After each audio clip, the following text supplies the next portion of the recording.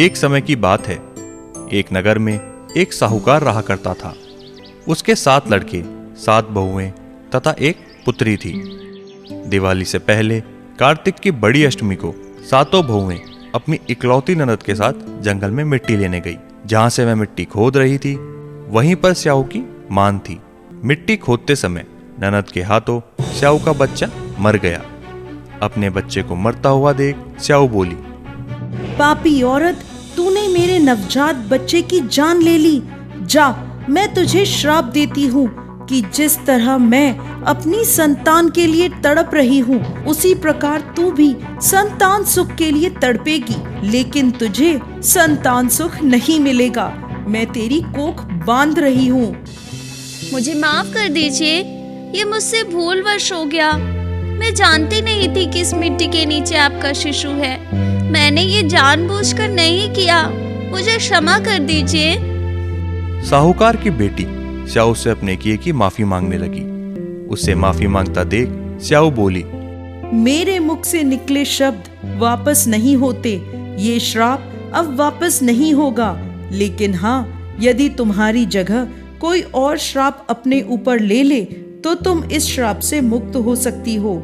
स्याऊ की ये बात सुन वो अपनी सातों भाभियों के पास जाती है और अपने बदले उन्हें खुद की कोख बंधवाने को कहती है।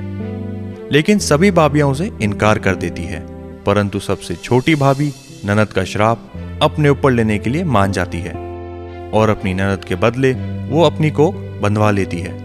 इसके बाद छोटी बहू को जो भी बच्चा होता, वह श्राप के कारण 7 दिन बाद ही मर जाता। इससे वो बहुत दुखी रहने लगी। उसको कुछ समझ नहीं आ रहा था कि वह आखिर करे तो करे क्या। उसकी जगह साहूकार की बाकी बहुएं अपने बच्चों को खिलाती, उनसे प्यार भी करती। ये सब देख छोटी बहू को बहुत गुस्सा आता और वो सोचती कि उसकी कोई संतान क्यों नहीं है। एक दिन की बात है, साहूकार के घर एक विद्वान पंडित जी आए। छोटी बहू ने पंडित जी को अपनी सारी समस्याएं व श्राप के बारे में बताया। बेटा, तुम काली गाय की पूजा किया करो। काली गाय स्याऊ माता की भायली है। वह तुम्हारी कोख छोड़ेगी, तभी तुम्हें संतान सुख प्राप्त होगा।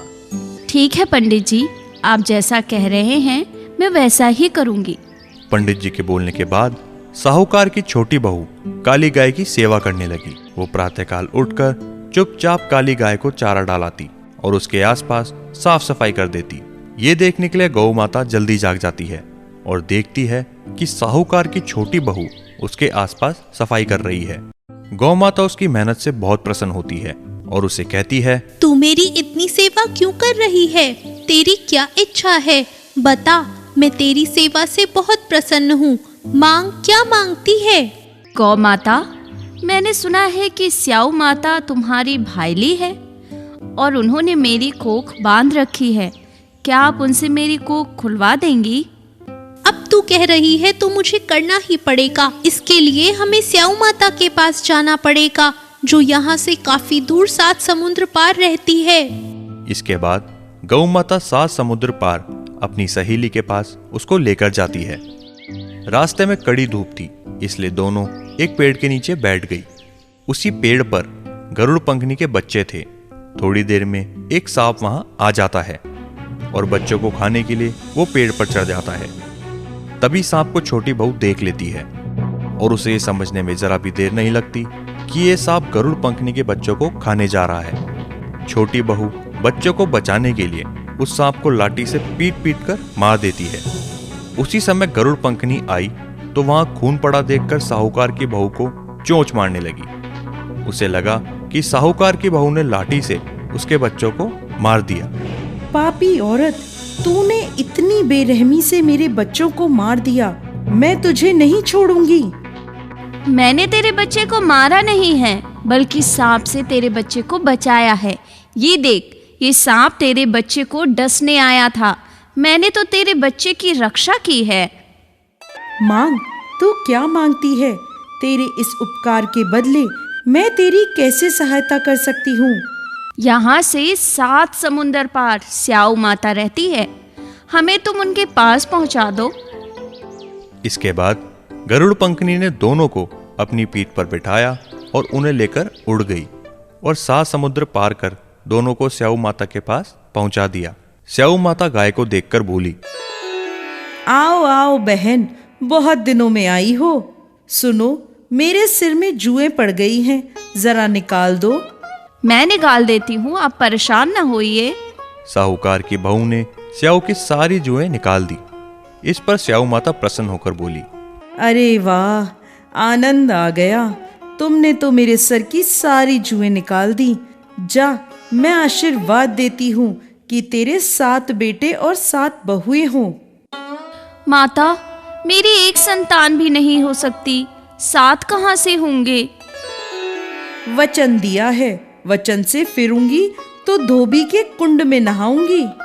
माता, मेरी कोख तो तुम्हारे पास बंद पड़ी है। ओह, तूने तो मुझे ठग लिया। मैं तेरी कोख खोलती तो नहीं, लेकिन अब खोलनी पड़ेगी।